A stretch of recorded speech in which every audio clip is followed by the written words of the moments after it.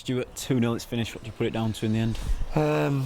First and foremost, from our point of view, lack of quality going forward, certainly in basics of football. But I think we've highlighted since Thursday when we started looking at Salford and now they might go, etc, etc. I think the biggest thing we highlighted was the boy Hunter on the left hand side will always cut in and shoot with his right foot. And for him to do it once, great strike from him. Can't take that away from him. But then you come in at half time and reiterate, I think the last things we said when we came out, start on the front foot, going into the fans behind you, start positively, they'll get behind you, put a bit of pressure on, and let's really go and have a go. And within 2 minutes, it's almost a carbon copy. He picks up on the halfway line and just travels and cuts in and scores. So, I know people say games are changed by goals, naturally, of course we know that.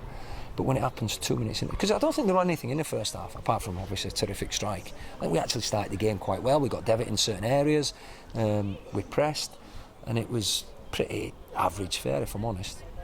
The guy gets a worlder, but for it to happen twice, it's just not acceptable. And then thereafter that, the basics of football, we just couldn't do. Pass it from A to B, and we huffed and puffed. I think Pritchard has a good chance, probably should do better and get one there. You think going, to the fans, you think you can get behind you, but we were just poor. It was generally a really poor performance. There's no getting away from that. I just think the early goals obviously in both halves really set the precedent up to knock the stuffing out of us. Like you say, in the first half didn't really start too badly until they scored. Yeah, and again, it's confidence gets sapped a little bit mentally, but I think the confidence gets sapped when you can't do the basics sometimes right. And I think a lot of individuals today were well underperforming. But it's my job and the staff's job. We've got 9 games to go.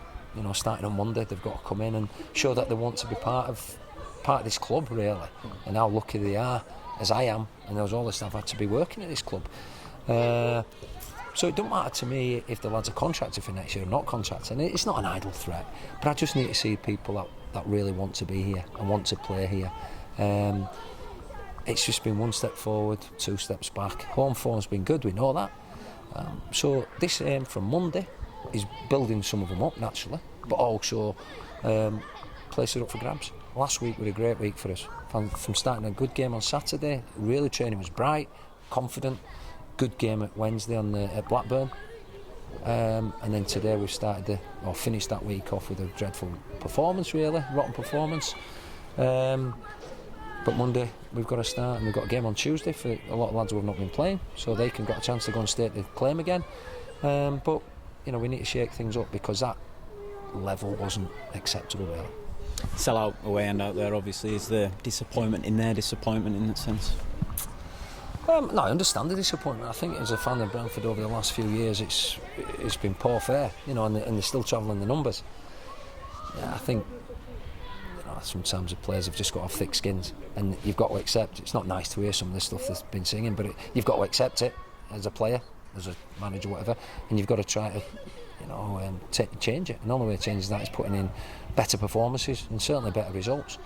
But the fans must be fed up. Certainly away from home. You spend a lot of money, come away, and we've just not been giving them anything at all. It's all right saying the home form's good, but listen, we've got 9 games to go. I keep saying that. Every team up and around there will be saying there's 9 games to go, 27 points to play for. How much do you want it? How much can you go win 6 out of 9? Yeah, we can. We can beat anyone at home, but we can't if we put performances in like that. The quality of it, or the lack of quality, was quite alarming at times.